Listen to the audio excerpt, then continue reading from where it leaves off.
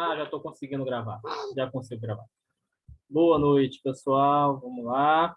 Pessoal, a gente vai falar um pouquinho sobre depressão hoje, só que a ideia não é falar de neurociência, não é falar de fisiologia. A ideia é a gente falar um pouquinho da doença, mas a gente falar de recursos não farmacológicos que a gente tem disponíveis bem poderosos para que a gente possa... Estão me ouvindo? Só um segundo. Marcela, não vai dar não. Você vai ter que segurar ele, deixa para... Ele quer mexer em tudo aqui. Seu sobrinho não está se comportando.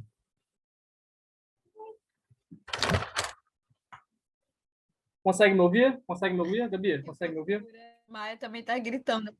Nossa, ele está demais. Consegue me Sim, ouvir? está perfeito. Ah, beleza. Consigo, está perfeito. Então, pessoal, a ideia é a gente falar de recursos não farmacológicos que a gente tem poderosos, poderosíssimos, para ajudar a gente a combater depressão, ansiedade, estresse crônico. E é óbvio que, ainda mais no caso de depressão, que é uma doença séria, ainda identificada, o médico ele é importantíssimo no processo, tá? A gente vai conversar sobre processos não farmacológicos, não médicos, mas é para saber que tem que ter sim um médico junto.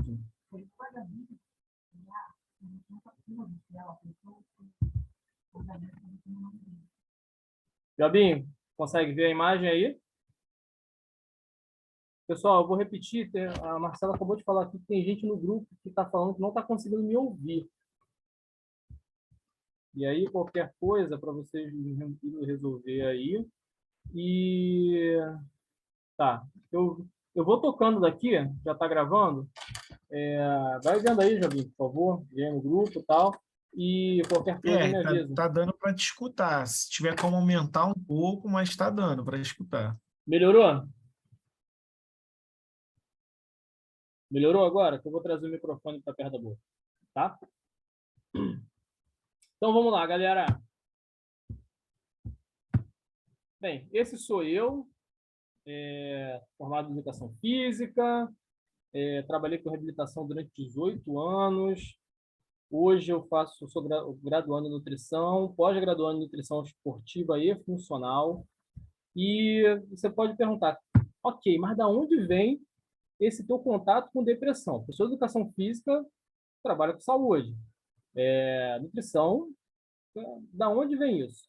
Então, durante 5 anos eu coordenei o Instituto Academia Escola, que é um curso de especialização para professores de educação física, que a gente, durante 6 meses, recebia em torno de 100 alunos, e lá eles tinham aula teórica e prática, o primeiro curso do Brasil com residência, igual residência médica, e cara, a gente cuidava de muita coisa naquela academia.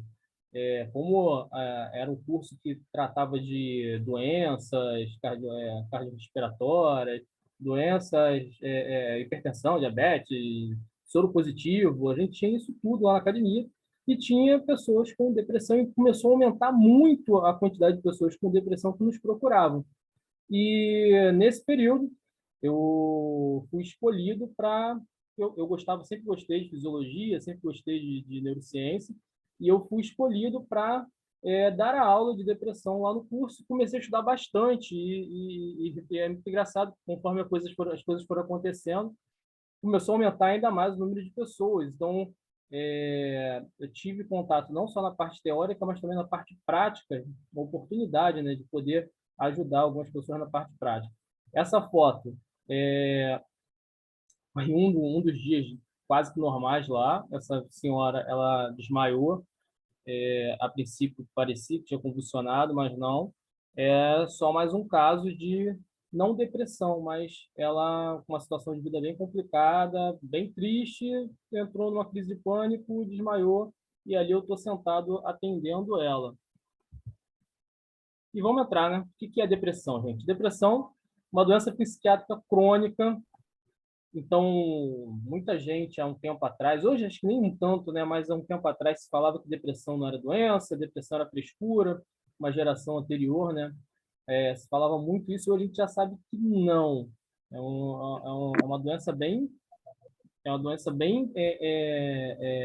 real, que inclusive com recorrência química cerebral. Então, a gente tem sim que prestar bastante atenção. E você vê pessoas com quadro de tristeza profunda mesmo, sem nenhum motivo aparente. E é justamente isso que a gente tem que entender. Não a gente, né? O médico ele vai saber diferenciar bem isso. Tem gente com o microfone aberto. Deixa eu ver se eu consigo mudar. Conseguir.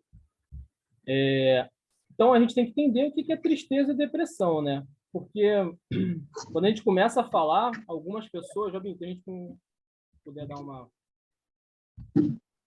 Tem gente com tristeza só, passando por um momento triste. Todo mundo, todos nós, em algum momento da vida, a gente vai passar por alguma situação na vida que a gente vai ficar um pouco mais triste, vai ficar um pouco mais caidinho, e isso é normal.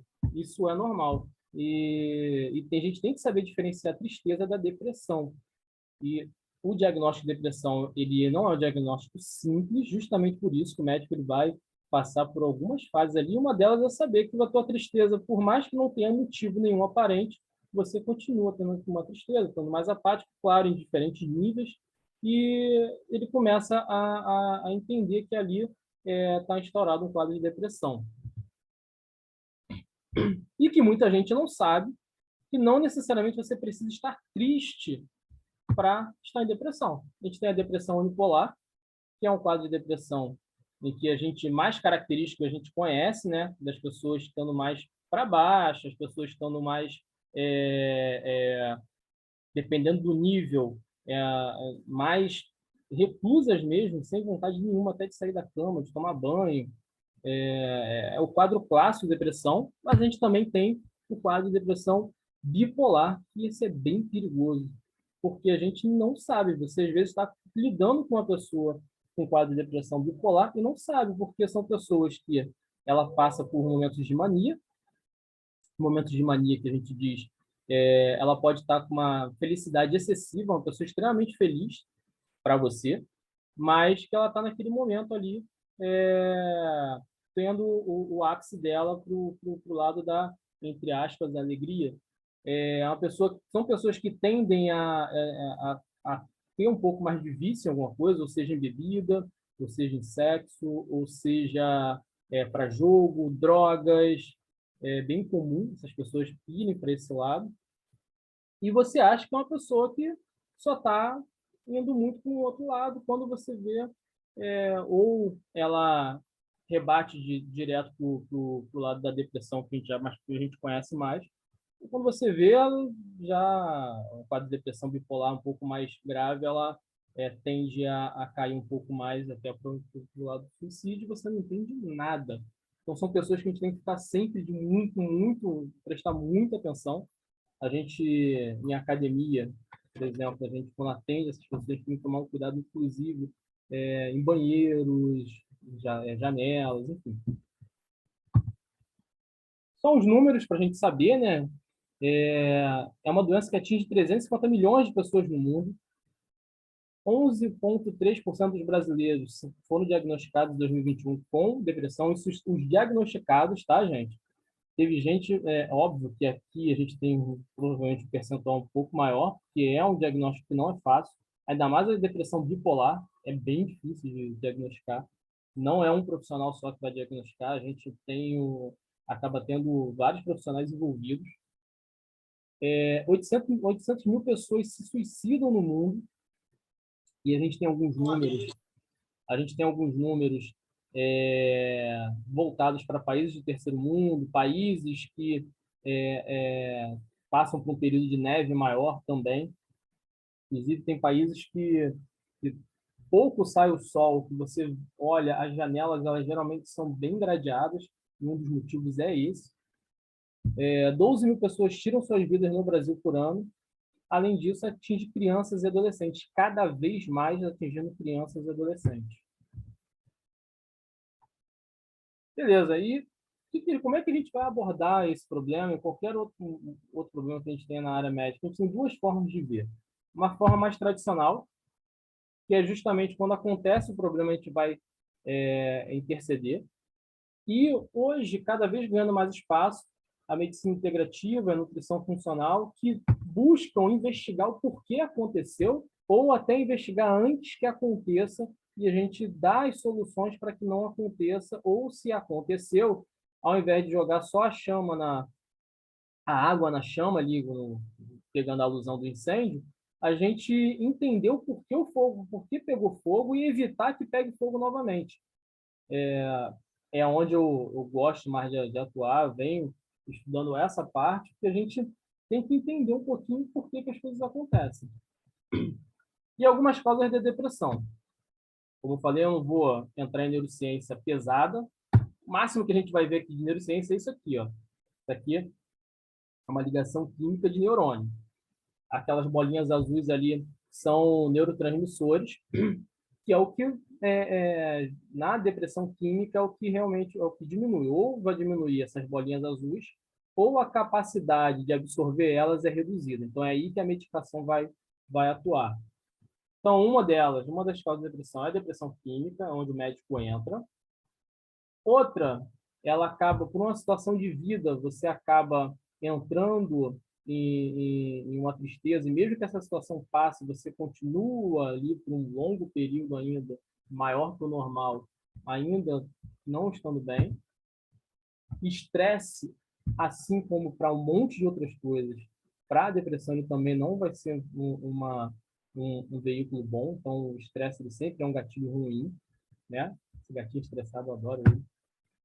Internet, hoje a gente tem alguns estudos já começando a sair, mostrando que a autoutilização de redes sociais é prejudicial. Inclusive, hoje a gente já começa também a entender que as crianças estão um pouco mais vulneráveis, não só com depressão, mas com ansiedade, por conta das redes sociais. Na minha época, gente, eu sou da década de 80. Criança sempre foi cruel, criança sempre fez bullying. Só que na minha época, o bullying ele acontecia no colégio, você ia para casa e estava tudo certo. Acabou. No outro dia, talvez, você ia ter de novo alguém zoando e tal. Hoje, ele começa no colégio e ele continua nas redes sociais e a criança é exposta àquilo ali o tempo todo, o tempo todo, o tempo todo. Isso tem aumentado bastante o índice de crianças desenvolvendo algum tipo de ansiedade. A exposição à tela, essa velocidade hoje que é o mundo, a velocidade de informações, a gente não tem processado muito bem. Hoje mesmo eu estava trabalhando e eu cheguei na academia para fazer uns negócios e eu só consegui fazer 2 horas, 3 horas depois que o meu WhatsApp não parava de tocar, toda hora eu estava resolvendo alguma coisa. E isso não acontecia há um tempo atrás, há 10 anos, 15 anos atrás, isso não acontecia. Você não tinha esse acesso das pessoas o tempo todo falando com você. Então, essa gestão também das redes sociais, ela faz uma diferença absurda. E a famosa jungle food, a forma como você come, se alimenta, também influencia muito pesadamente como essas reações químicas vão acontecer no seu corpo. Para vocês terem ideia, eu peguei esse estudo que eles mudaram a alimentação de algumas pessoas com depressão, e olha que interessante, a alimentação das pessoas mudada durante 12 semanas, pessoas com depressão moderada a severa tiveram uma mudança e tiveram uma melhora significante no seu quadro de depressão. A melhora foi tanta que 32% dos participantes atingiram o critério de remissão, ou seja, aquele momento que a doença deixa de avançar ou de apresentar sinais. Gente, vocês têm noção que são 32% das pessoas deixarem de ter a depressão praticamente só pelo fato de mudar uma alimentação por 12 semanas? Impressionante, né? E por que isso acontece, pessoal?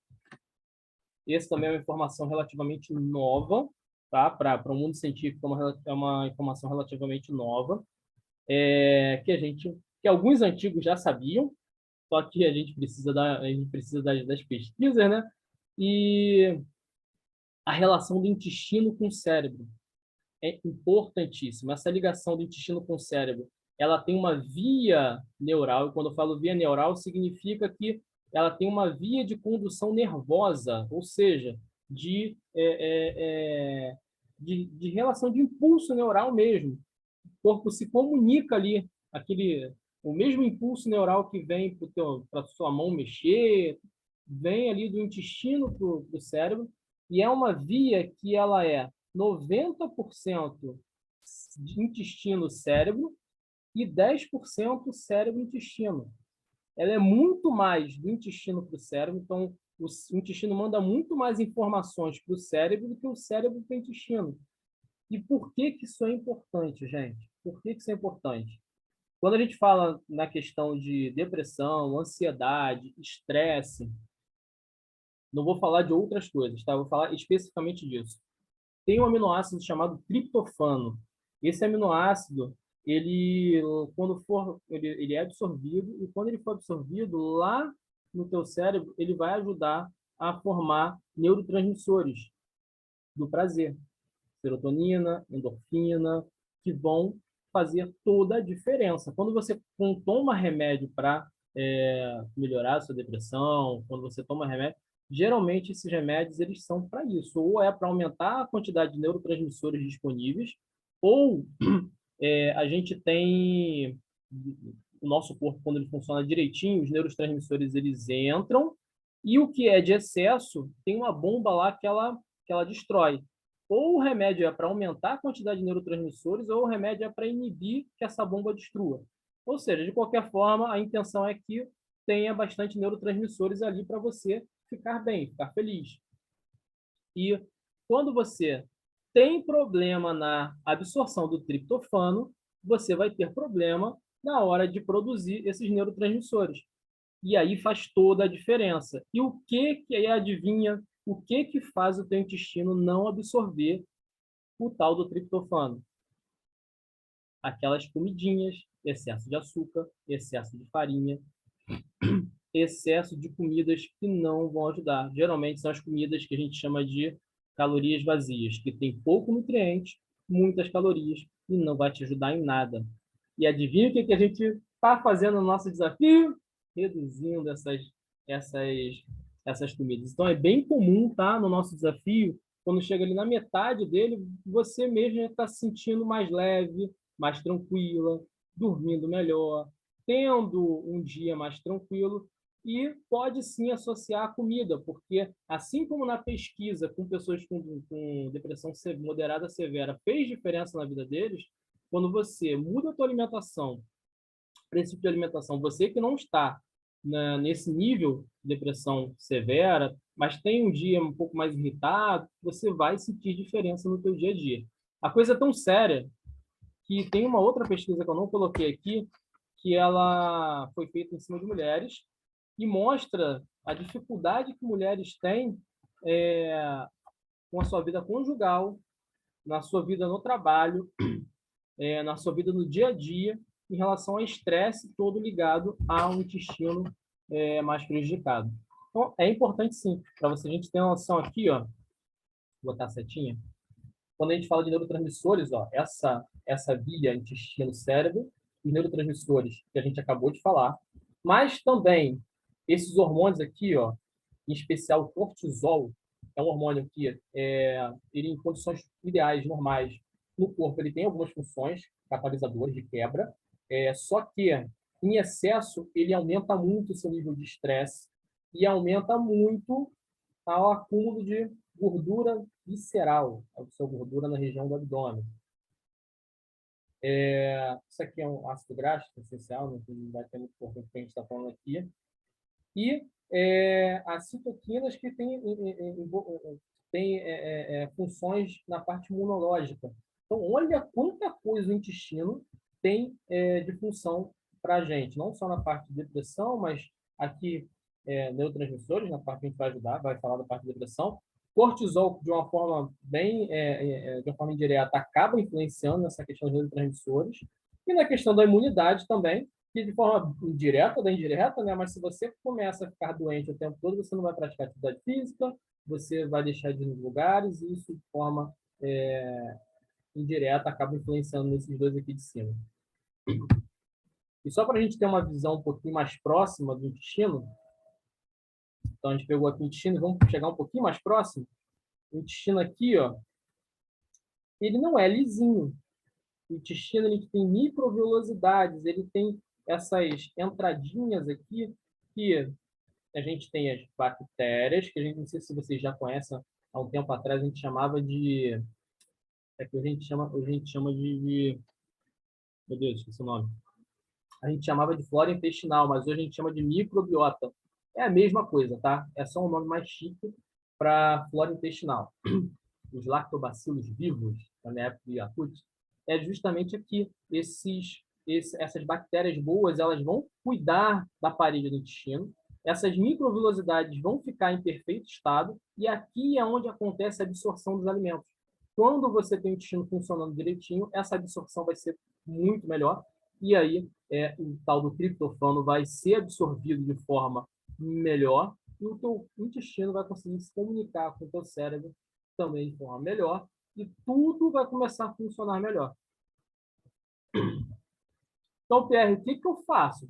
Já me deixou um pouco assustado aqui. O que que eu posso fazer, já que eu passei muito tempo comendo mal? E só um último detalhe aqui. Como é que você vai saber que o teu intestino não está 100%? Através, principalmente, das fezes. Se você tem fezes que sujam a louça, mais molinha, fezes que não são aquelas durinhas, que sujam um pouco, você pode ter certeza que o teu intestino não está 100%. Você precisa dar uma melhorada nisso aqui. E, Pierre, o que fazer? Bem, quando a gente fala de depressão, o psiquiatra ele tem que estar envolvido no processo. E quando a gente fala de depressão, também, um bom terapeuta também tem que estar envolvido no processo. Tem diferença, tá? O médico psiquiatra ele vai entrar com a parte farmacológica e o terapeuta ele vai entrar com uma abordagem para, dependendo da linha que ele siga, vai entrar com uma abordagem, principalmente para você saber se entender e saber se conhecer. Eu sou alérgico e eu sei exatamente quando eu estou para ficar alérgico. Quando uma pessoa com depressão começa a fazer a terapia, ela começa a se entender e saber quando ela está entrando num quadro pior, no caso de um bipolar, até quando ele está entrando num quadro de mania. Essa é a principal função aqui, óbvio. Também é entender e melhorar um pouquinho a situação de vida da pessoa. Atividade física, importantíssima. Atividade física tanto aeróbicas quanto de peso, tá? Aquela sensação de prazer que muitas pessoas sentem, eu não sinto. Brincadeira. Todo mundo sente. A sensação de prazer que você tem depois de uma corrida, só depois, porque durante é horrível. Você justamente esses neurotransmissores. A sensação de prazer depois de um treino pesado, com peso, também, tá? A participação de um grupo, você participar de algum grupo, fazer parte de um grupo também faz toda a diferença. Faz toda a diferença. E uma boa alimentação, né, gente? A gente acabou de ver aqui um papel significante da boa alimentação, da mudança de hábitos de vida, principalmente na alimentação, o quanto isso faz bem, não só para a depressão, mas também para quadros de ansiedade, para irritabilidade. E como eu posso desinflamar o meu corpo? Como é que eu posso fazer isso? Mais uma vez, a boa alimentação. E aqui, gente, eu vou dar algumas dicas importantíssimas, tá? A gente conhece muito a fibra líquida na Herbalife, a gente consome bastante a fibra de uva e de manga, que são deliciosas. Só que essa fibra aqui, Fiber Pounder, ela tem o poder. Lembra quando eu mostrei as microvilosidades no intestino, aquelas fendazinhas na parede do intestino? Essa fibra ela funciona como se fosse uma vassourinha. Então, se você ainda mesmo mudando a sua alimentação, ainda não está com as fezes 100%, ainda está sujando luz, ainda não está se sentindo 100%, essa fibra é batata. Ela faz uma limpeza bem bacana no teu intestino. Funciona bem. O ômega 3, o nosso Herbalife Line, ele contém ômega 3, DHA, EPA, e ajuda muito ele é um poderoso anti-inflamatório, tá? Ele ajuda muito nesse processo de tirar a inflamação. A gente usa muito ele para reduzir gordura visceral mas num caso de uma pessoa que está completamente inflamada, que o intestino está bem prejudicado, ele vai ajudar muito nesse processo. O Nutrev, para quem não conhece, além de ter menos gordura, não ter lactose, ter mais cálcio, ele também é probiótico. Então, tudo que você ouve que é probiótico, ele é para aquelas bactérias boas do intestino. Então, ele vai ajudar a microbiota intestinal. O nosso queridinho herbal, né? Muita gente só olha para ele com os olhos do vamos queimar a gordurinha, mas o chá verde ele tem uma importância altíssima no processo de desinflamação do corpo. Então, não é só para perder gordurinha, ele trabalha muito ali no envelhecimento celular, e nessa parte de trabalho de envelhecimento celular, ele trabalha muito nessa retirada da inflamação. Perder peso, né? Perder gordura. Quanto mais você vai ganhando massa muscular e mais você vai perdendo gordura, maior o poder do teu corpo de se desinflamar. Porque o tecido adiposo, né, o tecido de gordura, é um tecido que ele é um tecido inflamatório. Há um tempo atrás, quando eu estava com meus 96 quilos, passava a mão na minha barriga, doía tudo, porque era só inflamação. Passasse a mão na minha barriga, doía pra caramba. E ainda tem para homem, ainda para os homens que estão aqui, ainda tem um que é a mais. Quando você começa a ter muita gordura no corpo, você tem uma baixa de produção de hormônios masculinos, ou seja, você tem problemas até na questão da testosterona. Começa a produzir mais hormônios femininos além dessa produção favorecer que você retenha mais gordura, te prejudica muito em outras coisas também. O NRG é nosso biorregulador mental. Eu gosto muito dele, que além de te deixar alerta, ele aumenta o aporte sanguíneo para o cérebro, e isso faz toda a diferença para que as coisas aconteçam ali. Quanto mais sangue circulando no cérebro, mais as coisas vão acontecer. Então, facilita muito também o processo. E, gente, uma mudança de hábito de vida no geral, né? Eu botei aqui a meditação para simbolizar, mas você ter uma rotina matinal, você acordar mais cedo, ter o seu tempo de leitura, independente da sua religião, ter lá o seu contato com a sua religião, você ter esse tempo para você. Hoje a nossa vida está tão corrida, a gente está tendo que fazer tudo muito às pressas, e às vezes não vale a pena você dormir um pouco mais tarde vendo seriado e acordar na correria para sair de casa. Mas você acordar um pouquinho mais cedo, faz a tua rotina, você vai perceber que com o passar do tempo, não muito tempo, você vai sentir uma diferença absurda. E vou trazer um bônus para vocês, tá? Se a Gabi depois, em outro momento, eu posso falar, e aí a gente já começa a entrar mais em programação neurolinguística, mas esse estudo, ele é um estudo de programação neurolinguística que foi trazido para a questão da depressão. A pessoa com depressão ela tem uma postura depressiva, e a gente sabe que também é de fora para dentro que a gente vai mudar. Você ter uma postura mais caída, você se olhar no espelho assim, você começa a internalizar isso, e a nossa mente, para quem não sabe, a gente tem no nosso subconsciente um poder fortíssimo, porque 80% do que você faz na tua vida, de decisões, ele é fruto do teu subconsciente, do que está gravado lá. E você não tem noção, você acha que você está tomando essa decisão por si só. E quando você faz essa postura do poder, mesmo que você não acredite, mas o teu subconsciente não sabe o que é verdade, o que é mentira. E você começa a fazer isso repetidamente, todos os dias, se olhando no espelho, logo ao amanhecer, todos os dias, todos os dias, todos os dias, você vai perceber que o teu dia começa a ser melhor.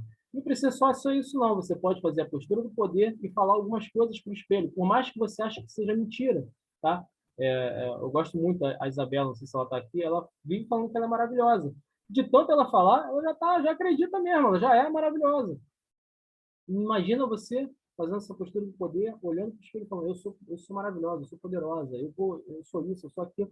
E você vai começar, o teu corpo vai começar, o teu subconsciente vai começar a acreditar e você vai começar a ter posturas diferentes. Então, é uma postura de super-herói, ó, que te dá um empoderamento. E eu gosto sempre, pessoal, de sempre nos momentos ruins, sempre tem uma coisa boa para tirar. E eu tenho essa frase que eu peguei um tempo atrás, um momento ruim meu, que me ajudou muito, tá? E ela é bem básica. Se você não vivenciar a tristeza, não saberá reconhecer quando a felicidade chegar. É uma grande verdade, né? A gente só sabe que é felicidade porque existe a tristeza. E nossa vida é feita de altos e baixos. E a coisa mais certa do mundo é que a gente vai ter momentos tristes, mas também a coisa mais certa do mundo é que a gente vai ter momentos felizes. As coisas passam. Então, obrigado. E, pessoal, falta um minutinho. Eu vou fazer o seguinte, acho que a gente pode voltar caso alguém queira fazer algum tipo de pergunta. Eu vou fechar aqui a gravação.